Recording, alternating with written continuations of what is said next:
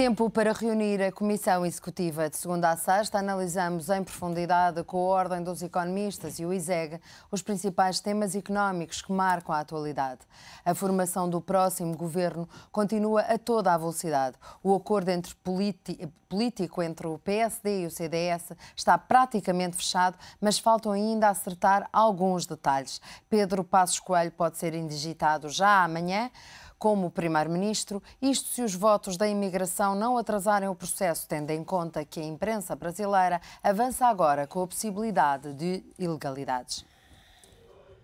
Na noite eleitoral ficou claro que Pedro Passos Coelho e Paulo Portas iam ser os homens fortes do próximo governo liderado pelo presidente social-democrata. Ficou também claro que não há tempo a perder. Os dois partidos sentaram-se rapidamente à mesa para começar a trabalhar nos nomes, nas pastas e nos acordos necessários para assegurar uma governação estável, quer em São Bento, quer no Parlamento. O acordo político deverá ter como base o documento negociado com Durão Barroso, mas existem pontos onde ainda falta concordância, a começar pelo Presidente da Assembleia da República. Pedro Passos Coelho quer levar Fernando Nobre para a segunda figura do Estado, contra a opinião do CDS. Para contornar esta situação, o Presidente da AMI pode ficar, em vez disso, como um super-ministro com as pastas da Saúde e da Segurança Social. O PSD já não vai juntar ministérios, mas ainda é possível que o mesmo governante fique com mais do que uma pasta. Pedro Passos Coelho queria 10 ministros, Paulo Portas queria mais alguns. As privatizações também não têm os mesmos apoios. O PSD quer vender a ré na RTP e as Águas de Portugal. Paulo Portas não tem tanta certeza. Do lado das certezas estão as metas do acordo com a missão internacional e os prazos que têm de ser cumpridos. Dia 23, há um Conselho Europeu que já deve contar com a presença do novo primeiro-ministro. Assim sendo, arrisca-se um calendário ainda não oficial, mas com pouca margem de manobra. Cavaco Silva recebe os partidos até quarta-feira e nesse dia indigita o novo chefe do Executivo. O Parlamento pode tomar posse logo no início da próxima semana e dia 23, Pedro Passos Coelho vai estar sentado em Bruxelas. E para falar do novo governo e das opções difíceis que tem pela frente, os nossos comentadores habituais das terças-feiras, José Almassa, professor universitário, e Francisco Banha, gestor. Olá, bom dia, obrigado aos dois pela vossa presença. Francisco Banha, quer-se um governo mais pequeno, mais coeso? Pequeno para um momento destes é a opção certa? Será a opção certa, na sua opinião? Bem, tem sido realmente um tema introduzido pelo Dr. Pedro Passos Coelho, a questão dos 10 ministérios. Penso que terá vantagens, tem desvantagens, mas acima de tudo eu penso que tudo vai passar pela identificação dos homens fortes para realmente poderem implementarem as medidas, quer as da Troika, quer inclusivamente o próprio programas que tinham sido apresentados, quer pelo PSD, quer pelo CDS. Por isso, mais importante do que a questão do tamanho dos ministérios é, efetivamente, na minha opinião, o perfil das pessoas. Muito bem, José Almassa.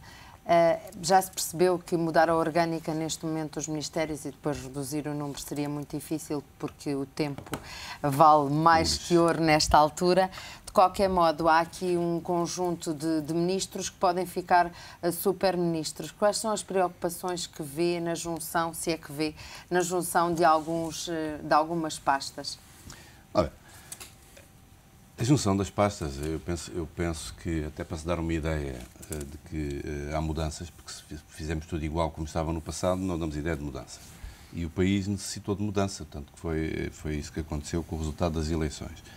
Eu vejo que o serem 10 ministros, eu estou de acordo que se reduza o número de ministros, porque acho que o Conselho de Ministros fica muito mais operacional se tiver 10 ministros do que tiver 15, não é? Portanto, acaba a ser melhor. É evidente que aqui há figuras que depois terão que preponderar, não é? Portanto, há que haver um cuidado grande na escolha dos secretários de Estado. Portanto, eu penso que, ao termos o Ministério juntamos a Segurança Social com a Saúde. Pode haver só um Ministro da Segurança Social e com a Saúde. E tem que haver dois secretários de Estado. Mas isso faz com que as segundas linhas tenham que ser ainda mais fortes também. também. Claro. Isso é que acho que o grande desafio que o Governo tem neste momento é ter segundas linhas em condições. Portanto, não é ter um ministro, portanto, ou como se dizia antigamente, haver o secretário de Estado é ajudante do ministro, não ter secretários de Estado que funcionem e que sejam capazes e que tenham os conhecimentos necessários. Eu penso que a mudança, o grande desafio que tem Passos Coelho pela frente e na escolha, portanto, dos ministros e dos secretários de Estado, há um conjunto de características que eles devem reunir para mim. Até para varrer com o passado e esquecemos do passado, que tem que haver pessoas com caráter, com competência e com sentido de responsabilidade de Estado, não é? Ora, isso são tudo coisas que não existiram no passado. Portanto, não existiu caráter. Existiam algumas pessoas, esperemos. Mas aí eu refiro-me, portanto, no geral... Está a referir-se ao último executivo. Ao último executivo. Em relação ao último executivo, faltou caráter, faltou competência, faltou sentido de responsabilidade, faltou isso tudo. E neste momento acho que é o grande desafio. E na escolha das pessoas, é pessoas que reúnem essas três características. Francisco Banha, vamos avançar relativamente aos ministérios e se calhar uma das grandes preocupações, por exemplo, tem a ver com a ligação que se pode fazer entre o emprego, a formação, a economia.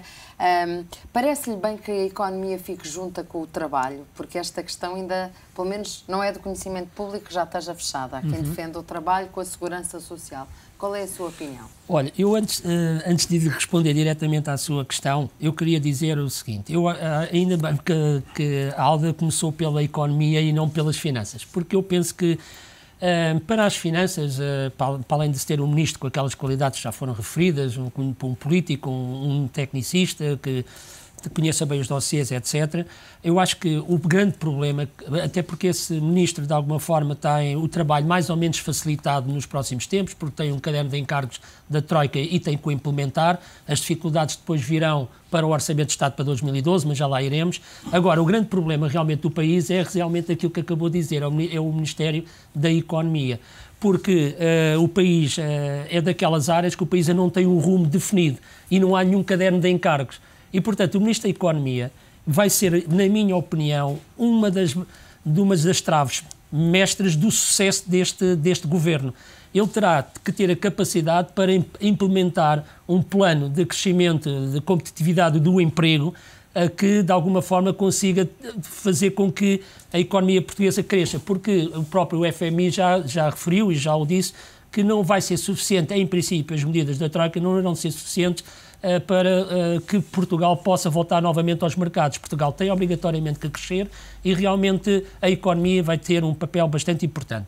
Por outro lado, há a questão também do ponto de vista social, que é o segundo ministro que eu considero extremamente importante, porque com a inflação a aumentar para 3,5%, quase o dobro de 2010, com a taxa de desemprego a atingir números históricos, portanto, com problemas com o congelamento das pensões e dos salários nos próximos anos, está aqui um caldo bastante, do ponto de vista social, bastante delicado. E, portanto, nós ou temos um ministro também na área social forte, ou então talvez possa vir a perder nas ruas aquilo que se ganhou nas mesas eleitorais. E por isso o tema do emprego tem um papel decisivo e provavelmente poderá, obviamente, estar ligado à economia, porque o Ministro da Economia vai ter que ter a capacidade de fazer um plano integrado, nomeadamente ao nível da inovação, empreendedorismo, na recuperação, na criação de condições para as empresas, que não podem continuar a fechar, ao ritmo que têm fechado. Nos últimos 3 anos fecharam, em média, entre as empresas que foram fechadas e criadas, 19 mil empresas. Não podemos continuar neste ritmo e, por isso, talvez faça sentido juntar também o emprego ao Ministério da Economia. Juntar e relativamente à questão da formação também? Sim. Eu penso porque há quem também diga que o turismo também devia ficar aqui aglomerado, eventualmente também a ciência também junta com... numa perspectiva sempre do empreendedorismo e também de trazer mais mão de obra qualificada para as empresas? Deixe-me dizer o seguinte, o facto de estar a falar em várias áreas, desde o turismo, desde a ciência, etc. Resolve-se com um ministro forte e vários secretários de Estado, é isso? Isso é importante, mas eu nesse aspecto, deixe-me, até porque é algo que eu tenho vindo a defender já há uma série de tempo, há pelo menos alguns anos, eu neste momento, o Ministro da Economia tem realmente um papel bastante importante ao nível da competitividade, do crescimento e do emprego, e nomeadamente ao nível, por exemplo, da redução dos custos de contexto, o que estou a falar da justiça, ao nível da redução dos custos de produção para as empresas, estou a falar, por exemplo, da taxa social única, etc., mas tem a ver com a revitalização, inclusivamente, da estrutura produtiva, e são aspectos do Ministro da Economia. Agora, aquilo que disse, e que é transversal a todos os ministérios, na minha opinião pessoal, só lá iria com uma Secretaria de Estado do Empreendedorismo, na dependência direta, ou, por exemplo, ontem li nos jornais que, afinal, o Dr. Paulo Portas não vai ficar com o Ministério vinha no jornal essa notícia, nos negócios estrangeiros, irá ser apenas um vice-primeiro-ministro. Aí está uma pessoa que poderia controlar ele a pasta da Secretaria de Estado do Empreendedorismo. Porquê? Porque isso é que é transversal a todos os ministérios. E em cada ministério vão ter que se fazer um conjunto de ações que podem potenciar portanto, uma maior eficácia do nosso país e da nossa estrutura. Eu vou-lhe dar exemplos, muito rapidamente telegráficos.